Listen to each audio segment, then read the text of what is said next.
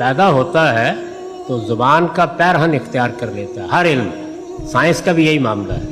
تو اسلام ایک علم کے طور پر 3 زبانوں میں ڈیولپ ہو چکا ہے، عربی، فارسی اور اردو. آپ اگر اپنے بچوں کو مسلمان رکھنا چاہتے ہیں تو اسلام کی زبانوں میں سے ایک زبان سکھائیے، اسی جذبے سے جیسے ہمارے سکھ بھائی سکھاتے ہیں.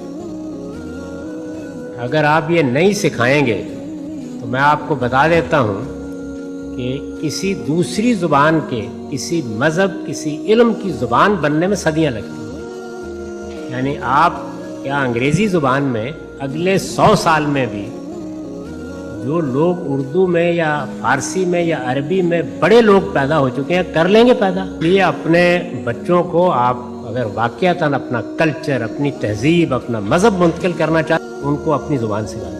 اس کے بعد آپ کو ضرورت